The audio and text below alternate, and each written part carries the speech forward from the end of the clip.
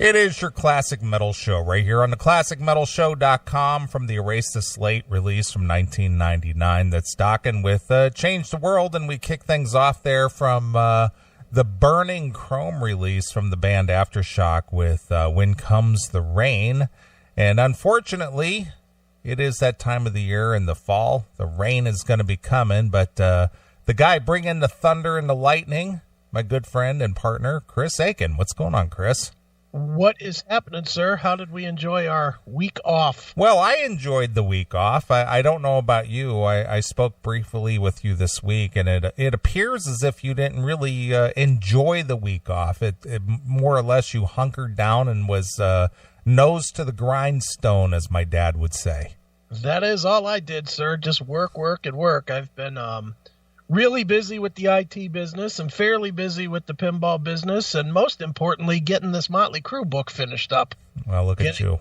I'm getting ready. That actually goes on sale at midnight. Officially, I mean, it's up there now, but if people wanted to pre-order it. But it's, yeah, I've been spending a ton of time getting that final edits done, getting the audio book done, retooling the Chris Aiken Books website to be Motley Crue oriented now, and lots of work on that, and excited to finally put that one out. Right.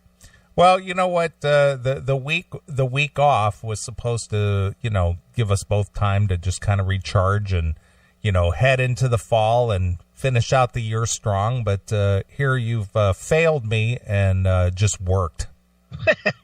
Well, sometimes, you know what, though? Sometimes for me, work is okay to actually recharge the batteries for this, because I get into those zones where it's like about 7 o'clock. I'm like, do I got to fucking be up till 3 a.m? It's not that I don't want to do the show. It's just I get into that spot where I start thinking about, man, that's like 9 hours from now. Right. I want to take a nap now. Yeah, I hear you. And I get the more we do it, the more I feel that week after week after week. So even though I was working last week, it was still nice to just kind of, watch movies and from like 8 or 9 o'clock on, and then just crash out at like midnight and just get some rest, which I needed. Even though I was working a ton, the rest definitely helped me. Sure, absolutely. Well, I enjoyed the week off. I went to my favorite city in the world, that being Pittsburgh, and I know that since your pinball palace is in Pittsburgh, but you're not necessarily a fan of their football team. Well, I'm not a fan of any football team anymore, so it's fine. So, but I did go over there, and it was summer-like weather the whole time. I went over Thursday night. I went over late Thursday night. I got into town about midnight. Cool. And I had all day Friday, Saturday, and a good portion of Sunday to be there. And basically, I just traipsed all over the city. A lot of people who've never been there before don't really grasp the concept of what an entertaining place that can be. Oh, yeah. Pittsburgh's a fun city. It is. There's a lot to do there. Obviously they got the sports teams there, be it whether it's the Pirates or the Steelers or the Penguins. Right. And the thing is that, and you pointed this out to me years ago, about the more or less the slogan or the attitude is it's a big city with a small town feel. Right, sure. Well, I basically walked all over the entire downtown area as well as the north side. If you're not familiar with the city itself, it's all separated by rivers. Right. And the Allegheny River is on the north side and the Monongahela is on the south side, and you basically can just cross the bridges and go to either side of the, rivers, and there's all kinds of shit to do everywhere you go.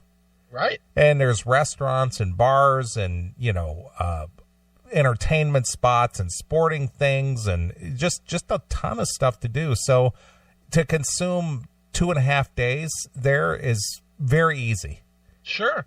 Yeah. Did you do the, what is that thing called? The mountain thing? The incline. The incline. Yeah, I went up the Monongahela incline and I went up the Duquesne incline. There's 2 of them. Right. And I had dinner at the top of the Duquesne incline at a place called View 412, which sits right on top of Mount Washington, and you can look out over the city. And had dinner up there. Went to a Pirate game. Went to Station Square, which is on the south side. And, there's just bars and shopping and hang out. And, it's just a very cool place. I've been going there for years. And if I can make at least one trip there a year, it's like my vacation destination. No. Well, you can thank me for having a good time on anything Duquesne, as much money as I've given them the last 2 years for fucking electricity. Right. I think I bet like $70,000 in 2.5 years for Duquesne Light. Exactly. So, and I took, they have river boats down there. They have the Gateway Clipper, and you can take these river cruises and, all kinds of stuff. So, yeah, I had a great time, went down to the point and, just hung out. So, but the thing is that I wanted to get back home on Sunday, and they were having a 5 and 10K run on Sunday morning, and it all culminated there at the Point State Park, which I was staying at the Wyndham on the Point. Right. Well, I was ready to leave the hotel at 9, but because they had everything shut down due to the marathon races, I wasn't allowed to leave the hotel till 11. There was no way of getting out of there. No cars could move. Everything was blocked off. You weren't allowed, by police order. You weren't allowed on the streets. Wow. So I was going to check out at 9, and, I went to the valet to get the car, and it was just like, you can't go anywhere.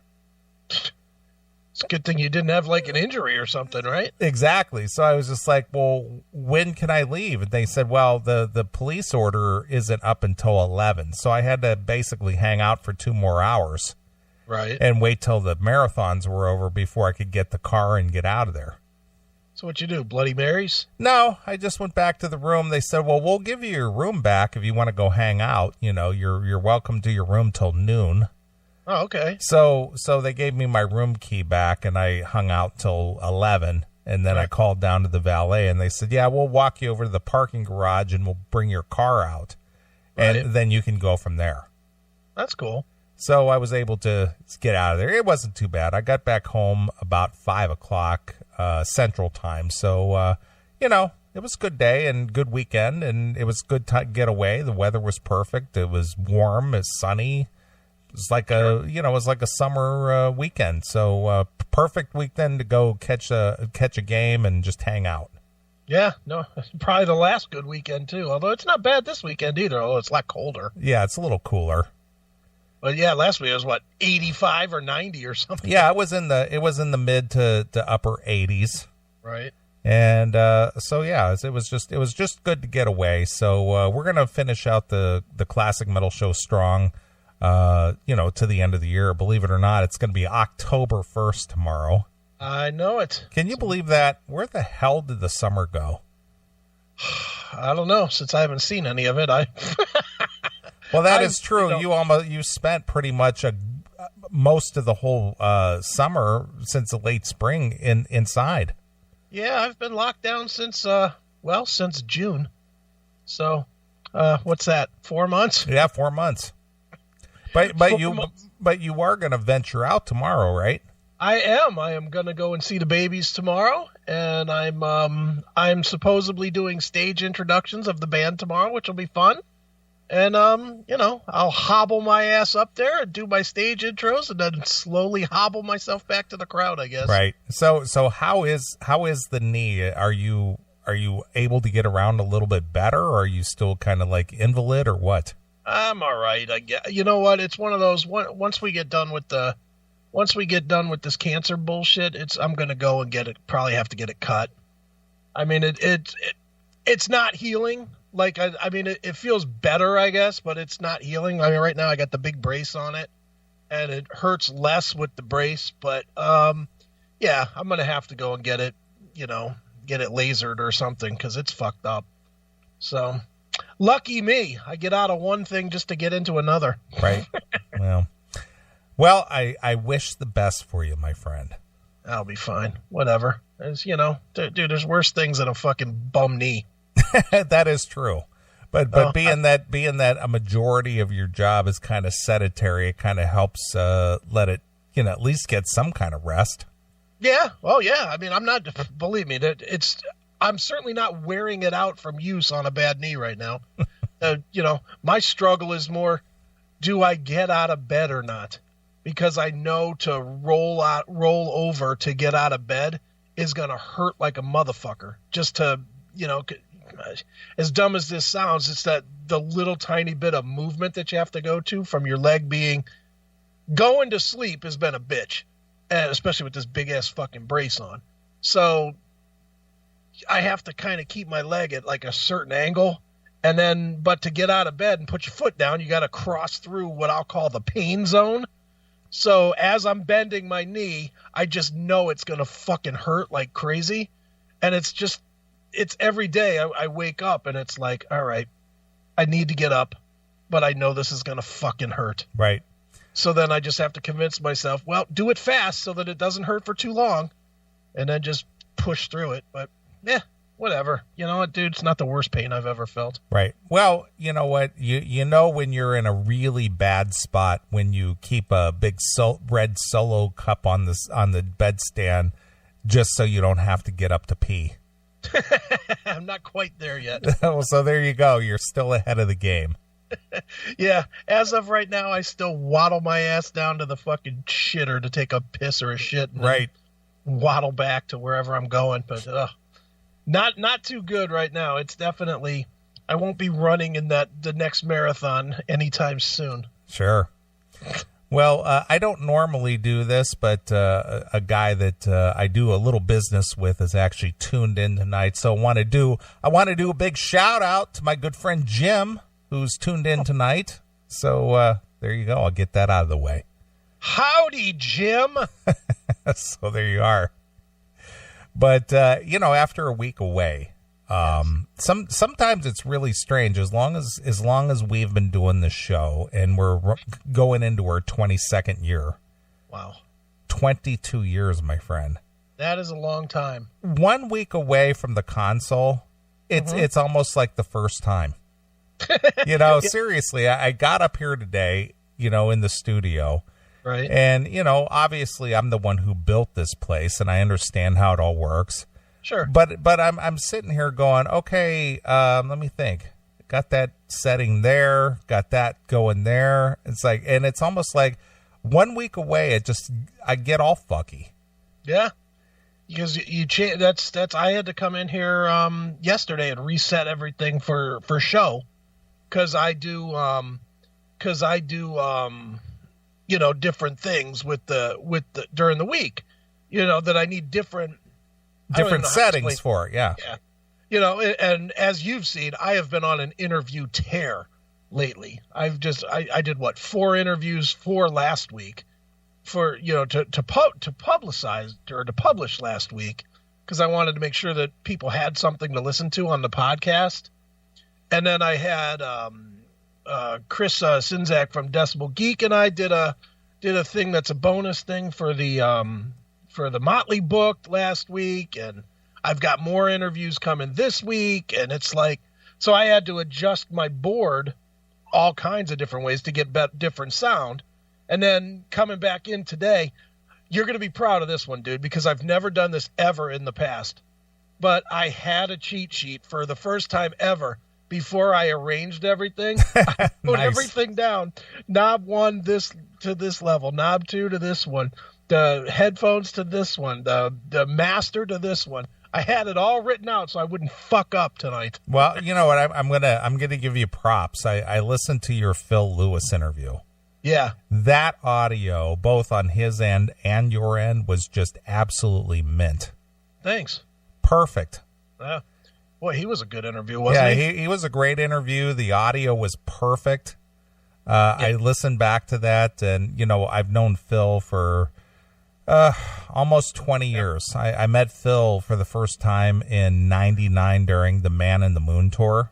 Sure. And I've been to, I can't even tell you how many LA Guns shows I've been to. And, I know you were talking or asking him about how he keeps his voice in shape. Mm-hmm. And he was talking about the fact that, obviously he doesn't smoke and, he likes to have a little bit of red wine. Right. There's been several occasions over the years that I've been out to an LA gun show where he's invited me over to his little area on the side stage to pour me a glass of the wine he was drinking. Okay. So Phil has always been very cool about that. Sure. But that was a really good interview, and Phil was just very candid. Yeah. And very open, and good interview. Thanks. Yeah, that one was good. Doug Aldrich was pretty good. Ray West I thought was really good. The Freddie one, nobody knows who he is, but that was more like talking to a buddy. And then what was the fifth thing I put out there this week? It's a band we're not familiar with. It start with an A? Oh no, that Weapons of Anew. That was Ray and Freddie. Right. I put out the best of the Music's Bottom Line. I just put the whole audio up there. Sure. You want to hear something funny about that? What's that?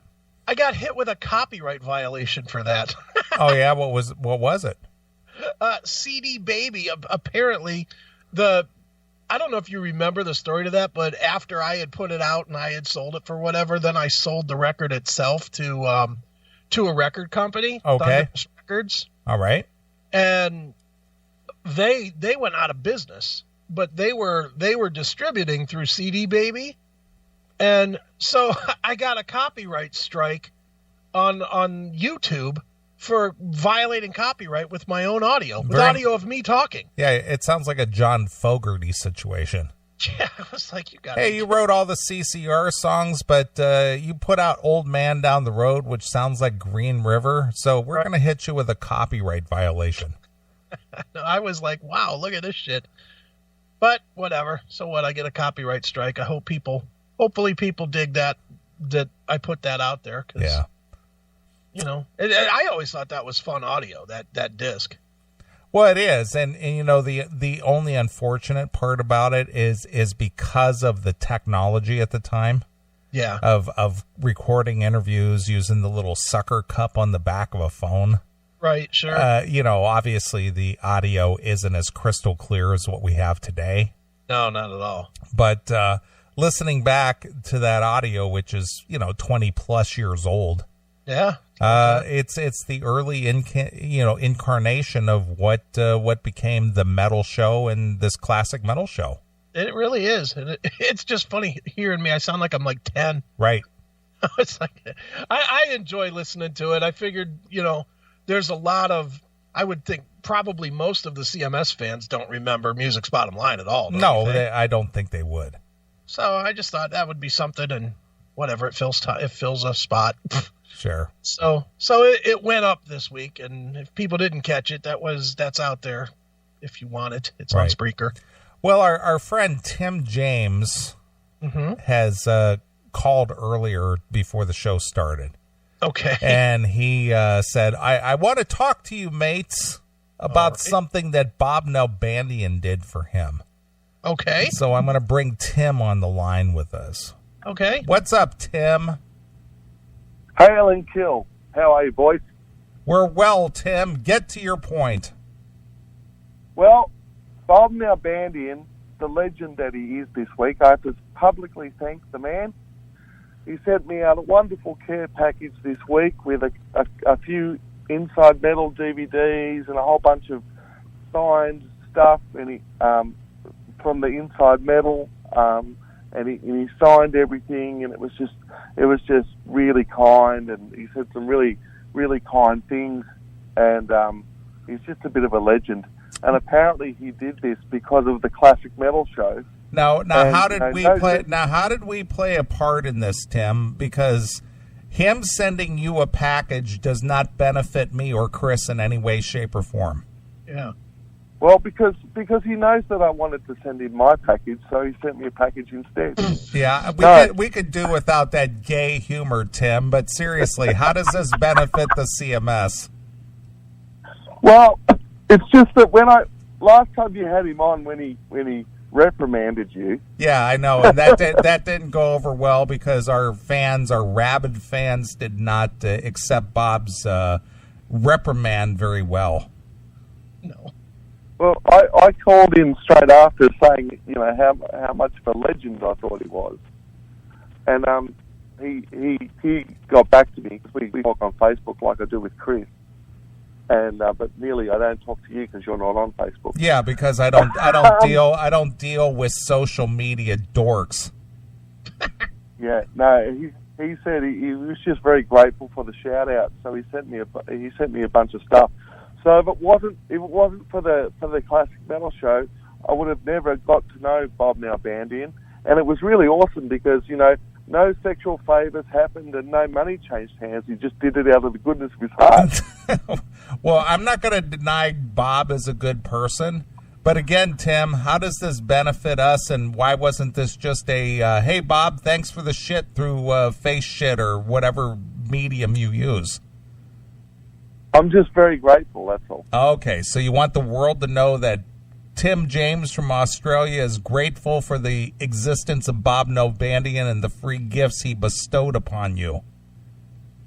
Yes, very grateful. All right, is that all? Is that all, Tim? Is there any more to this? Because you've no, one more. Go ahead. One more thing before I go. You know how I'm in this band called Johnny and the Easy Riders? Yes, Tim. Yes. Well, our poster for our band is a Confederate flag. Does that have any significance in Australia at all? Does the Confederate flag hold any weight in Australia? Oh, there's people trying to ban it out here now too, but fuck the niggas. Well, and this is the guy who sent you a package because he was so offended by the word nigger. Well, he got his free stuff. Now he can say what he really thinks. Exactly. Bob, ban Tim. Yeah, Bob. All right. Well, wait a minute, Tim. Now you've piqued my interest. Now you've got something I want to talk about. How does this Confederate flag from the U.S. Civil War translate to the Australian people in a quote-unquote racist way? I have, you know what? I'll tell you the truth, man. I have absolutely no freaking idea. But I know that there's do you guys know BMX bikes and stuff? Do you remember those from when you were kids? Yes. Well, apparently there's been this national BMX bike, organisation. A lot of kids still race these bikes here, and they've banned the flag, man. Because it's so politically incorrect, and there's been just an outcry, an outrage of people banning this flag. A number of different organisations in Australia said, we don't like it. We're not gonna represent it. Even our bass player in our band saying, oh, you shouldn't use that flag. And we're like, we'll use it if we want to use it. Well, Tim, see, this is what I fail to understand, and maybe I'm ignorant here. How does the Confederate flag of the United States or the southern states translate to the Australian populace over there? I mean, is it because it's quote unquote considered racist here in the States, or because it's a rebel symbol, or what is it? Yeah, it's all that garbage, I mean, it's just because people are stupid. I mean, well, I'm going to agree with that sentiment, Tim. What are you going to do? We've got this crazy nutbag in North Korea, so are you going to go and ban their flag? Well, okay. Well, that's a little bit of a stretch, but okay. The international symbol. But why is it a stretch? Because it's history as opposed to what a national flag is. This is history. This is 200-year-old history of the United States, and it really has nothing to do with Australia. Yeah, well, I don't know. I mean, the lead guy in our band, John, he loves the Confederate flag, and he called the band Johnny and the Easy Riders because of the film. Okay. You know, and all right. and he just we're not, you know, it's just political correctness gone mad. I mean, you know, it's just a flag. It's ridiculous. I agree. All right, Tim, well, you answered my question. I don't want to drag the show down. All right, Haley Kill, fuck you, pal. Hand job. I guess he doesn't want to either. Right. All right. Well, don't you find that weird that a band in Australia is using the Confederate flag? Not even a little bit anymore. I don't find anything. Somebody being offended, I find none of that weird anymore. Well, the offensive part I get because it's so, you know, the internet and the news is so widespread. Mm-hmm. But the Confederate flag has nothing to do with Australia. It does now. I'm telling you that the Confederate flag, that's one of the international symbols of hate. Okay. I'm just telling you, that's anything, just like a picture of Donald Trump, international person of hate now. Doesn't matter. He's done nothing for any of these other countries. Now he's the international symbol of hatred. Right. Just because all these fucking pansy-ass fucking faggots are all whining about it. Sure. You know, they whined about the flag. Now it's the international symbol of hatred. Sure. The Americans are spreading their hate to Australia with that dirty, filthy flag, man. Got to protect our own. We have Aborigines over here that probably wouldn't like that flag either, man. Right. Shut up.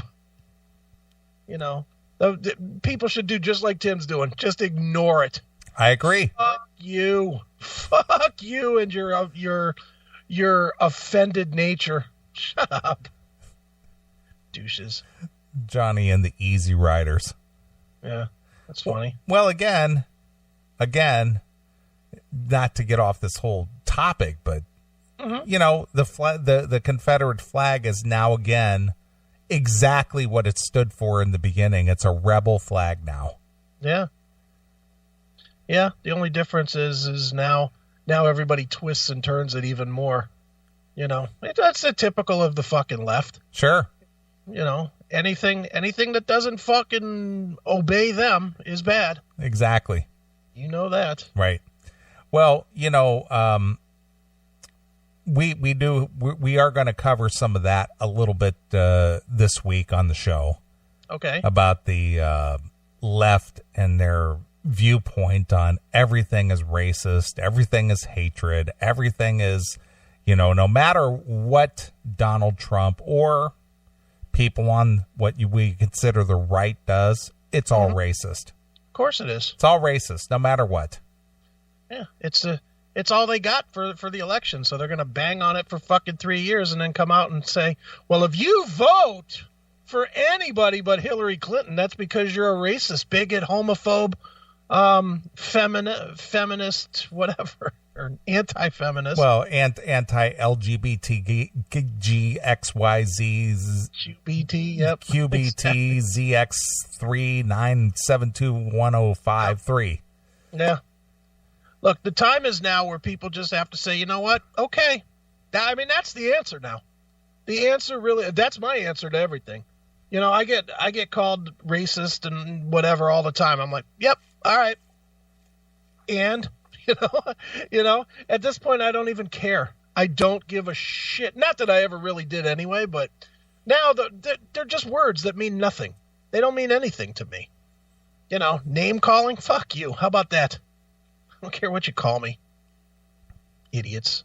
Well, it's unfortunate for me because I like to kind of keep up on what's going on out in the world of news and events and things.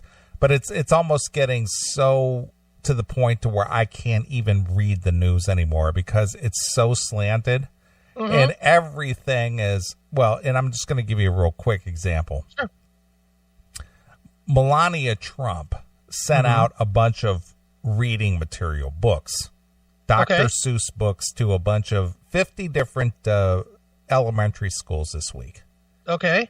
And one elementary school rejected the box of books from Melania Trump, citing that Dr. Seuss is racist and so cliche. All right.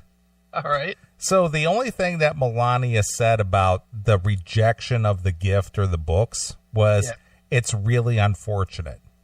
Okay. That's all she said. It's really unfortunate. Okay. But the headline says, Melania Trump slams librarian who rejected the books. And I'm reading this and I'm going, so saying it's really unfortunate is a slam? Sure it is. You know it is, because she said it. Okay. And then the next thing you see is, well, former First Lady Michelle Obama was reading Dr. Seuss books to elementary school kids. Mm-hmm. It wasn't racist then, but now that Trump is in the office, now it's racist. That makes sense. That makes sense. So there you go. Everybody's fishing for an opportunity to say, you're racist. Yeah. So now it's getting to the point to where, and we've mentioned this before on the show, that the term racism or racist is so watered down, it absolutely means nothing anymore. Zero value to it. Zero. Because it's so overused and so overplayed, and it means nothing anymore. Didn't that same bitch say this week that any women that voted for Trump were what, anti? No, she said they were not listening to their own voice. Yeah, so they're anti-women. Yeah, they're anti-women. Yeah, they're anti-women even though they're women. Yeah. No, they were kowtowing to the men they're involved with. Yeah, all right. So they were not standing up as women. They were just being subservient little being told what to do. Yeah, that's it. That's what, see, this is where you just have to be like, fuck you. You just have to be like, fuck you. I don't care what you think. You know,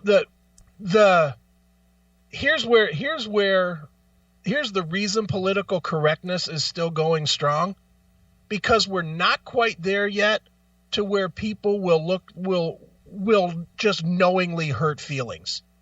And that's really how you have to be now to make this stop. You have to be completely willing to look somebody right square in the face and say, fuck you, I don't care what you think. And that has to be your mother, your father, your siblings, your kids, whatever. If you can't do that, then you're going to be a product of it, because everywhere you turn now, you got people trying to tell you why you're wrong. You know, like I've been getting killed this week about the fucking kneeling, which I'm sure we're going to get to. Oh, yeah, we're going to get to that. And I've been getting just killed by all my liberal people and blah, blah, blah. And my answer is simple. Fuck you. I don't care what you think. And you know what? That tends to stop the argument. Because once you tell them, I really don't give a shit. I don't give a shit what your points are. I don't give a shit what you think. I couldn't give a flying fuck. If you're right, I'm still telling you to go fuck off. Because I'm not hearing it anymore. And because of that, people, then I'll get a name thrown at me and then they move on. Because they know that I'm a fucking lost cause in their world. Right. And that's where it needs to get to now. If you have a problem with anything, if you actively engage this political correct horse shit on any level anymore, you're asking for it to keep coming to you. If somebody says something to you about some word that you say or something like that, you just need to say, hey, eat a bag of dicks, cocksucker. This is my fucking thought. Right. And I really don't give a shit what your thought is. Once you say that, what's the argument? There is none. What is the argument? Well, you should, because I'm not. Somebody said that to me this week. They said, well, it's clear you're not a nice person. I was like, yeah, I'm glad you noticed.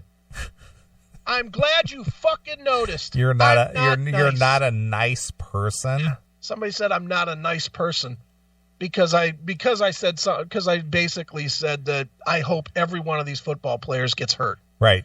Which is my true feeling. I do hope every one of them takes a knee, gets it taken right out on the fucking football field.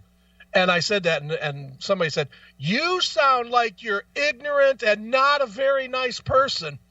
I said, yeah, well, you're right on both counts. That's why my 4th fucking book is coming out and my 2 businesses are working because I'm too fucking stupid. And yeah, nice observation. I'm not nice. Fuck you. When you needed me to fucking defend this country, you fucking cocksucker, I sure as fuck was there. Where were you? That's right, not there. Right. So eat a bag of dicks because I'm not a friendly fuck. Right. Fuck off. I hope somebody what was that skater chick's name? Nancy Kerrigan or Tanya Harding? Yeah, I hope somebody Tanya Hardings you. Yeah, there's the knee. That's the knee. Take a knee, bitch. Yeah, take that knee, cocksucker. Yeah. Too funny. I loved it. I saw your little meme this week where they had the Nancy Kerrigan, Tanya Harding, and it said, back when taking a knee really meant something. Right. Yeah, at least she had some conviction to it, right? Yeah. You know what's funny about the whole Nancy Kerrigan, Tanya Harding thing? What's that? That took place over 23. That took place 23 years ago? Was it that long ago? 23 years ago. I've dated women who weren't even born when that happened.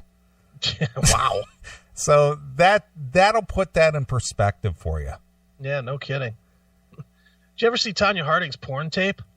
I never saw that, but I have seen her recently, and boy, is she a train wreck. Oh, boy. Well, first of all, her porn is shot in a trailer, which is, That's pretty typical. That tells you what you're in for. But, boy, that girl did not know how to suck a dick. Jesus Christ. It is very clear that while all her friends were out there learning to suck dick, she was out skating. Sure. She had 0 cocksucking skills in her porn tape. She was terrible. Nice. And really not that good of a fuck either. She's just kind of, I don't know. She's like watching her fuck is kind of like, you know that fucking, on the old style trains that it had that, you had the wheels and then it had that one piece that connected all the wheels together. Yes. Like, I don't know what that piece is called, but then it it churns kind of thing. Uh-huh. She fucks like a train. She fucks like a train. But with one of those things off on one side of the train. It's a connecting rod. Well, she only has one instead of 2, apparently. Right. She fucks all lopsided and weird, and she just does not have good form. To where I'm telling you, I was watching the first time I watched her porn, I thought, man, that must hurt. She's like leaning out of the left and shit, bending the guy's dick all sideways and shit while she's on top. I was like, what the fuck is she doing? Right. Fucking get reconnected, bitch. God. Yeah, she did not do very well on the fucking. Nice. No, I have not seen that. Yeah, that's quite the video. That's quite the video. I'm just going to have to live vicariously through your experience of watching that. Well, I don't know for positive, but I'm pretty sure that if you looked on Pornhub for Tanya Harding porno, it's up there. Yeah, well, I'm sure it's pretty old at this point.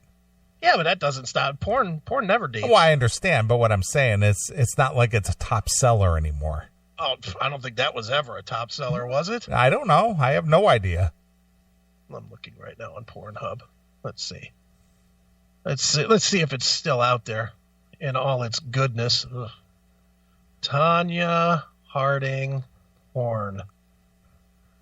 Let's see. Oh, wow. I don't even see it. No. Not even on Pornhub. Boy, that tells you how bad that is. It's been removed. Yeah, it's yeah, if it's not on Pornhub, that really tells you something. Wow. That's sad.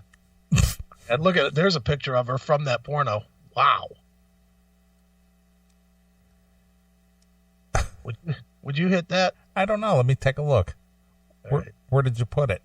It's in the chat room. Somebody it's in the chat room? But that's a real picture from it. No, not at all. Yeah, that's wow. Yeah, that's yeesh. That's a little boy in a wig. More or less. Yeah, that's not good. No, not at all. Yeah, the girl did not have skills. She may have been a damn good skater, but that's not it. Yeah, you don't do it for me, honey. Mm-mm. Now, Nancy Kerrigan kind of did, although she never did porn, but I always wished. She always looked like Madam and Waylon and Madam. You know what you mean? You know what I mean? Yes. That's what she looked like to me. She didn't have that big stupid chin. Yeah, but she had that nose. Wow. That's a reference that you and I and maybe 2 other listeners got, but that's funny as fuck. Yeah, but that's what she looked like to me. Or she looked like what was it? What was her name? From the old actress from On Golden Pond. On Golden Pond? Yeah, what was her name? Fonda? Fonda? Well, no, the old lady. On Golden Pond cast. Let's see who was in On Hepburn. Golden Pond. Katharine Hepburn. Yeah, she looked like a younger version of Katharine Hepburn. Well, that's a long ways from Madam, from Waylon and Madam. Yeah, but it's kind of a combination of the two.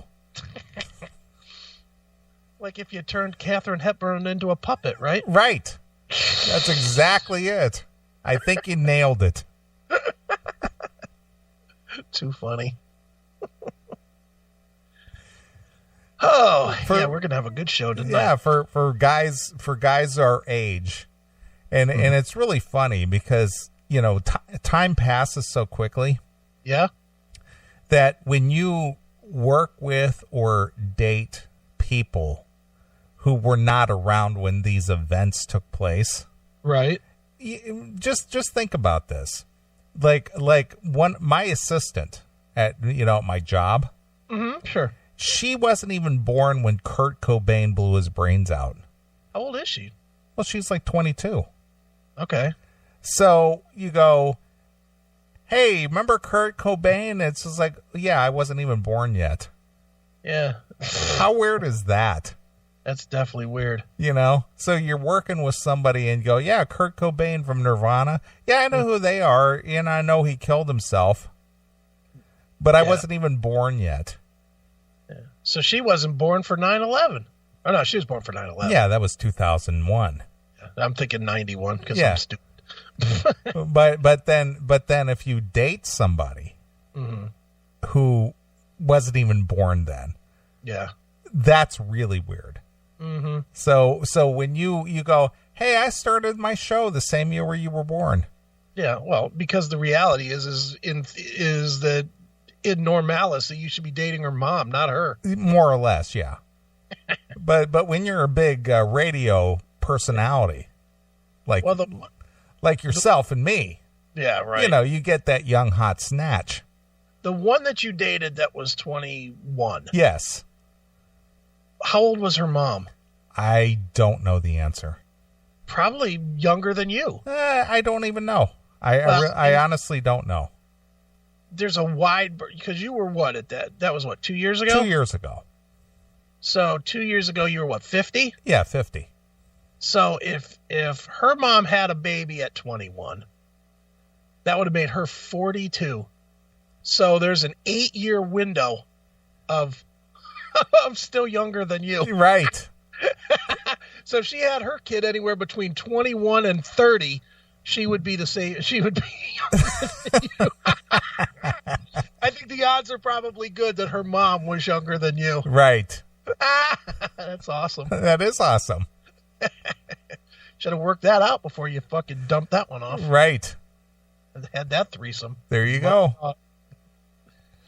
Too funny. It is funny. So when you go back in history and think about these events that we still remember as if they happened yesterday. Right, sure. That being the Tanya Harding, Nancy Kerrigan attack, or Kurt Cobain dying, or the Clinton scandals, the Monica Lewinsky scandals, things like that seem like they just happened yesterday.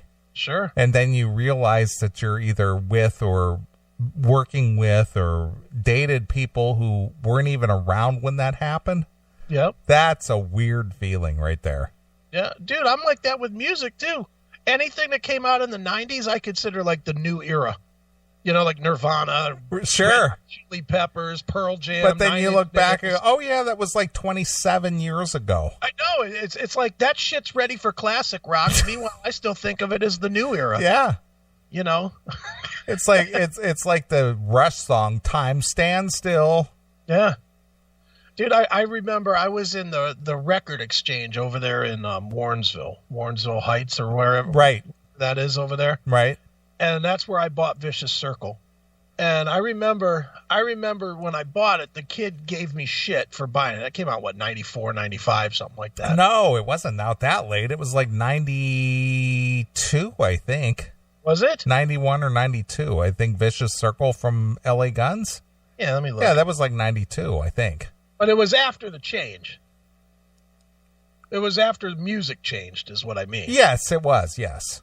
Yeah, it was, it was 94, man. 94? Yep, February 7, 94. Okay.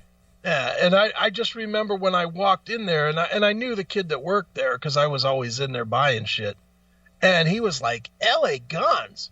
Why? I thought you liked all, because, I was into like Nine Inch Nails and Pearl Jam and all that shit too. And I mean, most of the stuff I was buying at that time was the, Alice in Chains, Stone Temple Pilots, Soundgarden. I was into that era of music. And then I bought this LA Guns record. I remember this guy just giving me mad shit. He's like, "Oh, what are you trying to do? Live back in your dad's time?" You're back in your dad's time.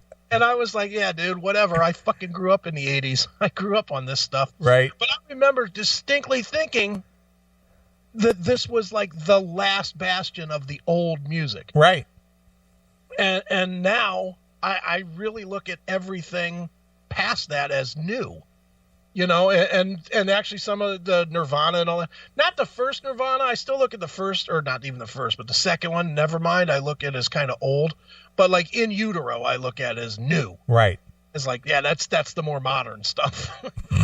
It's weird. And meanwhile, that was 25 years ago. 23 years ago. Yeah. Because it came out, in 94? Yeah. Something like that, yeah. Yeah, so it's 23 years. Yeah, we are getting old. I know. It sucks, man. It does. You don't have to tell me. I'm the one sitting here with a knee brace. Because I can't fucking walk. A knee brace. I got a knee brace on because I tore an MCL from picking up a remote control. Right. Tell me I'm not feeling old. Right. Holy fuck. Yeah, I was actually doing a little reflecting today and thinking about when certain events took place. Sure. And it was like, holy shit, that was 22 years ago. Or that was, 20-some years ago. And it's like, where did that last 20-some years go? Mm-hmm. Dude, stupid things that were like big. Am I wrong in thinking that it was 31 years ago that the fucking space shuttle blew up? It was 86. So that's 31, right? Yeah, 31. 31 years ago. I don't think you've ever dated anybody that was fucking that old, have you? No. Even today. That's what I'm saying. You've never dated anybody you've never dated anybody that was old enough to see this fucking space shuttle blow. You're absolutely right. Well, since you brought that up. Yeah. I was watching some Amazon this week. Okay. And as you know, and I've made this, I've talked about this many times on the show about, my childhood hero, Evel Knievel. Yes. Well, Robbie Knievel has a new documentary out. I don't know if you've seen it or not. Not. It's on Amazon. It's free. All right. It's called Chasing Evel. Now, Robbie is a year older than me. Okay. Okay. He was born in 62. I was born in 63. Right. I had the rare and unexpected opportunity to meet Robbie when he jumped the fountains at Caesar's Palace. I've told that story here before. Sure. So he's got this documentary out, and I know you probably remember about 2 years ago or so, he got busted out for DUI. Yeah, sure. And he was driving his motorhome, and he drunkenly ran into like a pickup truck or something. Whoops. And I think he fled the scene of the accident, and then he got arrested, and it was just a big ugly scene. Right. So basically this documentary, and I recommend you watch it if you have that interest in any of that stuff. Sure. But that was his sobering moment, if you will. So he supposedly has been clean and sober since then. All right. But he did spend some time in jail, and he did get, he had to stay in Butte, Montana, which is where the Knievels are from, and he had to stay there for like 6 months or something like that. He wasn't allowed to leave the state. Okay. And so he was still actively jumping at that point. Wow. But because he wasn't able to leave and perform and all that other stuff, his whole, ticket to do his jumping basically died off during that time. Right, sure. Because, not only because of the bad publicity and whatever, but because he just wasn't available. Right.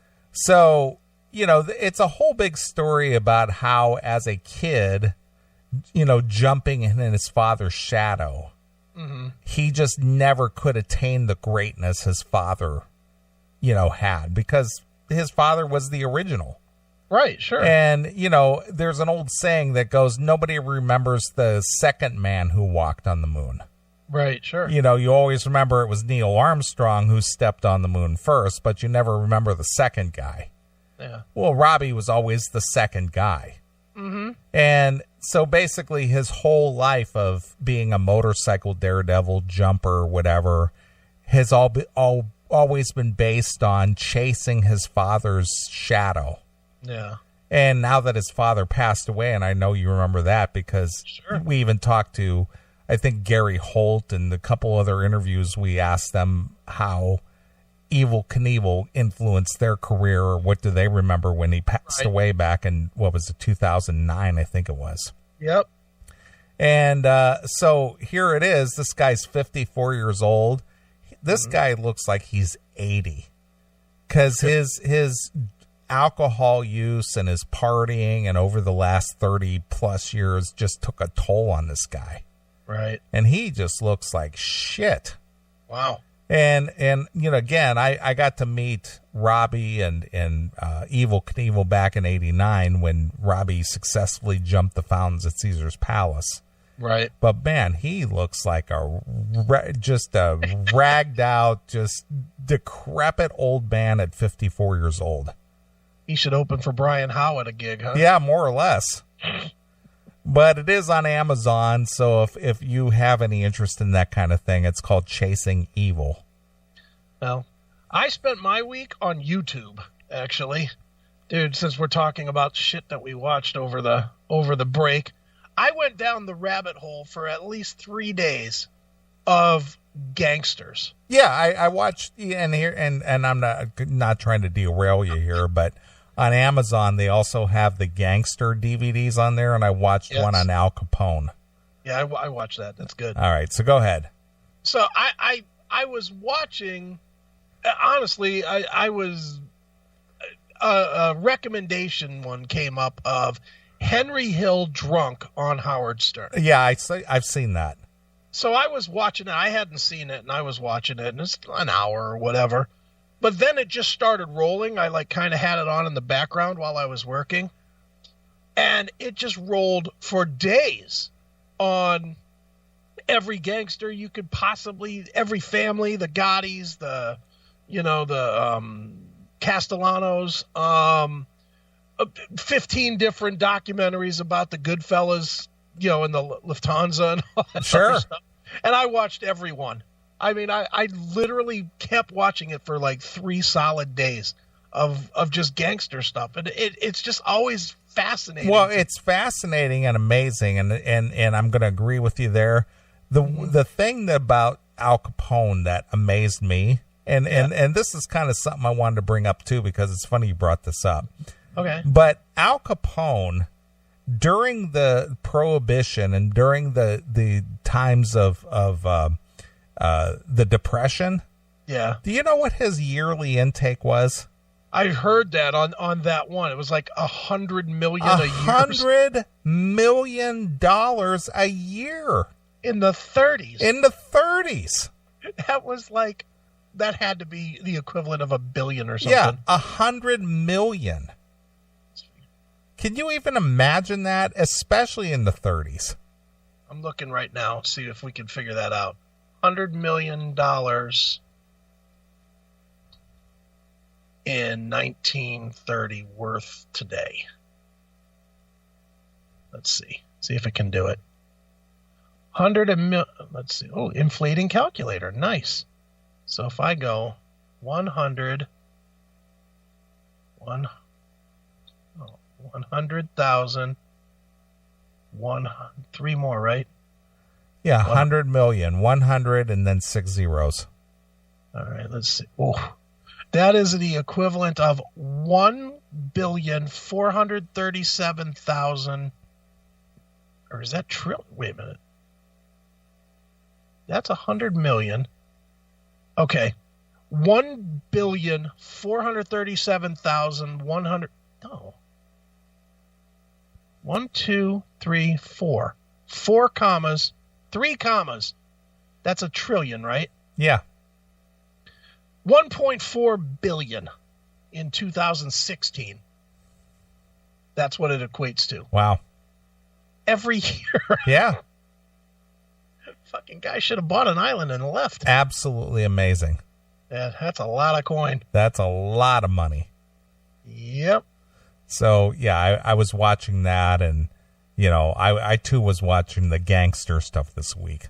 Yeah, there's a lot of good stuff out there, and I guess it's not good, but, I mean, it's good to watch. Glad it's not going on as much today. I'm glad I don't have to worry about that shit, you know. Some of that Goodfellas shit still scares me, and not necessarily the movie, but I watched one on Tommy, and Tommy just sounds like he was a fucking disaster. like, you know, they tried to portray him. The way they portrayed him in Goodfellas was that he was an absolute killer and absolutely loyal, but kind of had like a fun side to him. You know what I mean? You know, like he was kind of a clown, but yeah, he was kind of I'm here to amuse you, or what? Yeah, but that's you know what I mean. They made it seem like he was a fun guy to be around, but also very dangerous. Yeah, of course, he was a lunatic. And then every single documentary I watched said this guy was a stone cold killer. Nothing fun about this fucking guy. Right. And they said the same about Paul, the guy that Paul Sorvino plays. Yeah. Paul Vera is his real name.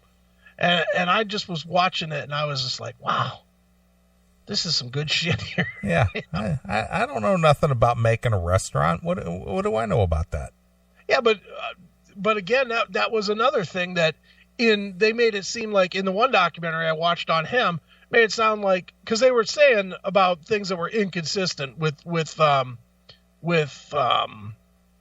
Goodfellas. And they were saying in that scene, the scene with the guy coming to him and saying, oh, maybe you should get shot. Maybe you should shoot him or whatever. Right. He said that in real life, that guy would have been dead at the table that minute. That they would have absolutely whacked him on the spot for that. And I was just like, wow. Mm-hmm. Dangerous to be around those fucking guys. Sure. Yeah, I enjoy that stuff quite a bit. Me too. I can't stop watching it. And there's so many of them on fucking YouTube. Yeah, I know. And a lot of them are so well done.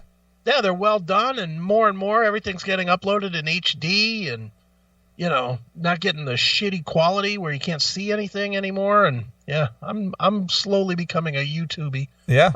I'm starting to understand why people use that as a primary channel. Well, I watch it a lot myself. I watch it for the current day's events. Mm-hmm. And I watch documentaries. I watch a lot of documentaries on YouTube. Yeah, there's plenty of them. And I just Chromecast it to the TV. Sure. Yeah, I have. Well, you don't put it on just a yeah, Roku? I can do it on Roku, but Chromecast, I can control Chromecast with the PC. Right. So I don't have to, go back and search and all that. I can just go on the PC and hit cast. Right. Yeah. See, I'm always still on my PC while I'm watching, so I can't really do that as easy. Sure. But yeah, I completely agree with you. Yep. Good stuff, man. So, boy, that's the exciting life of Chris and Neeley. Wow. That's what we do. Nothing. We watch YouTube and we watch Netflix and we watch documentaries. Yeah, we are really exciting. We're cutting edge. Yeah, so when the CMS documentary comes out, Yeah. We expect you guys to watch it on Amazon. Yeah, it'll be put together by Razor Fist. Exactly. Now, there's a guy, since you brought him up, Yeah. for a guy who's an independent, puts together his own commentary and puts together the clips and stuff. Yeah. He does a damn good job. Sure he does. Somebody sent me a clip of, or a link that he did an appearance on like one of the major guys, like Louder with Crowder or something. Did he? Yeah, he was like one of the panelists. Oh, nice. Good for him. On Louder with Crowder was Razor Fist, not as like his real name. Right. But they were doing something about documentarians or something, and he was one of them that they got. Well, he's a good one. Yeah, he is a good one. His commentary alone is pretty. He's got a real natural gift to gab.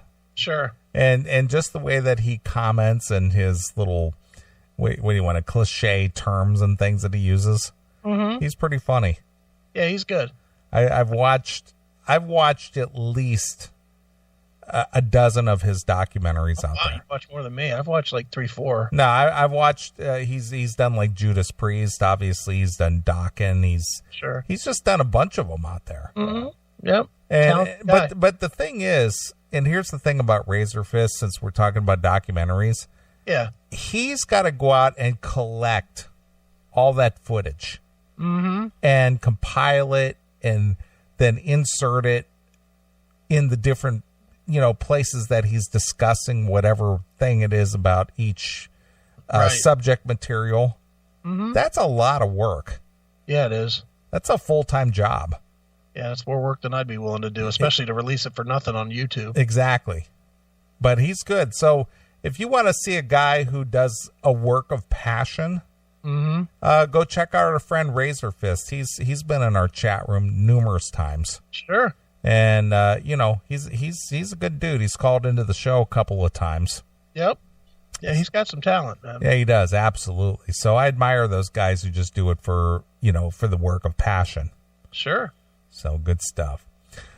All right, dude. Well, we got a lot of accolades a couple of weeks ago for the segment that we did called All Over the Map. Okay. Which was just us rambling like we've done for the last hour. You mean like this? Just like this. And for some reason, people seem to gravitate or enjoy that. Yeah, because we're just two guys hanging out. We're just two guys that are very topical. Yeah. But that segment alone, we got a lot of comments on that. Yeah, we did. And speaking of comments, our good friend Nathan from Kentucky, he was out at a festival today in Louisville, Kentucky. I think it's called Loud in Louisville or something. Louder Than Life or something. Something like that. Yeah, Toomey's out there too. Well, I know, which is what I was bringing up. So Nathan texts me today.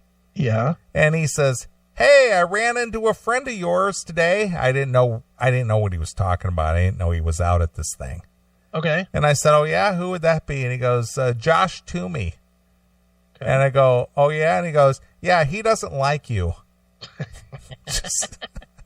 I was just like, he doesn't like me? The guy, I don't even know the guy. Right. And he goes, "Yeah, he's still butthurt about your whole commentary on the podcast. What was that podcast thing?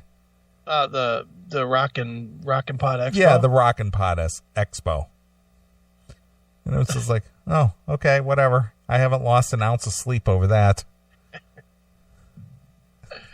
That's like the issue that just won't go away. I know. It's just funny though, but it's like he doesn't like you. Like, well, I don't know. It's like, dude, I don't even know the guy. Yeah. Yeah, it could just be the on air. He might be a Chrisophile. I know he likes me. Yeah, whatever. I mean, you've done his show. I mean, why do I care? I know. It's like there's like a movement to make me and you hate each other or something. And it's like, whatever. Do people like everything I do? No. Do they like everything you do? No. I mean, what's funny is we started the Neely-phobe Chrisophile thing as a goof. Yeah. But it really has turned into, like, there are Neely-phobes out there and there are Chrisophiles. Right. It's crazy that it's gotten that way. Yeah, it's stupid. Yeah, but hey, okay. So if you think that works for you, or if you actually you believe you have influence on that, knock it off. It doesn't work. Yeah. Chris and I have a relationship and business relationship outside of this show. Yeah. So knock it off. And even if we didn't, so what? Yeah. You know what? It comes down to what we always preach, which is you judge people by how you judge their interactions with you. Right. And not by, look, me and you don't agree on everything. Hell, we didn't agree on the Rocket Pod Expo, to be honest. Yeah. But, whatever. That doesn't mean I'm all right, well, I'm quitting the fucking show, man. Yeah. We're breaking up like two bitchy girlfriends. Yeah, we're no longer Swiffer. Oh, sorry. No, man, whatever, man. Okay, so Toomey doesn't like you. I'm quite sure there's plenty that don't like me too. I mean, what the fuck? Look at Bobby Doherty in the chat room. No Neeley, no show. Fuck there. There you go. See? So I couldn't carry on. I would at least lose one listener. If I take my version of the classic metal show, then I won't have Bobby with us, will I? I guess. It's so stupid. By the way, and I know we're jumping all over the place, but what did you think of Phil Lewis saying about that he was embarrassed about the two versions of LA Guns? Well, I mean, that is a fair assessment because, when... And I get his point, and that's a point that was made to many people out there when the fans go out to see LA Guns and they expect to see a Phil Lewis. Yeah. And they got, what was that, American Idol or whatever that guy's name was? Marty something. Yeah, Marty Casey? Yeah, Marty Casey. Instead, they're going, what the hell is this? Right. Or that chick that Tracy brought on board. Yeah, what was her name? Daria or something? Yeah, Darcy or something. Yeah, something. Yeah, and they go out there and see that, and they go, wait a minute, I was looking for, Phil Lewis. Right. Of course that's embarrassing. Right. But it's odd to hear him say it. But he was, and be talking about, they were active, so he was embarrassed. I mean, I don't think he was only embarrassed about Tracy's version. I think he was embarrassed about the whole situation. Yeah, well, of course. Of which he was a part of. And it's just that surprised me that he actually went that far with it. I was like, wow, did he really just say that? Well, at this point, what has he got to lose? Yeah, I guess he doesn't care. Because now and again, we've made this point a million times on the show. Mm-hmm. It always comes down to the vocalist and the guitarist. Yeah. So now that the vocalist and the guitarist of LA Guns are back together, mm-hmm. What do you got to lose? Yeah. Did you listen to it at all? I did. What'd you think? Love it. It's really good, isn't it? It is. It's fantastic. Yeah. They definitely got their chemistry back. Absolutely. Yeah, it's good stuff. Yeah. All right, well, we're going to take a short break. We've entertained you and yammered on for an hour and a half almost. Wow. Okay. We've just filled your head with a whole bunch of topics. Right. And that's what Chris and Neeley are up to this week. Yep. Because we live the greatest lives ever. Oh, yeah, it's a real party. Yeah, it's better than what you guys do on a daily basis. Because we live the life, man. Yeah, man. Seriously, though. All right. Well, I'm going to play a couple of tunes. I'm going to go get a drink. All right. And everybody do the same, and we'll get rolling with shit. I just got a hodgepodge of shit to bring to you this week. Okay. All right. Since we were talking about drinking and people being drunk and Henry Hill being drunk on Howard Stern. Yeah. Thought I'd bring you some Sister Whiskey. All right. From Pin Siren. Sounds good to me. So here's some Sister Whiskey exclusively here on your classic metal show. This is Gary Velasco from Pin Siren, and you're listening to the Classic Metal Show with Neeley. Rock on.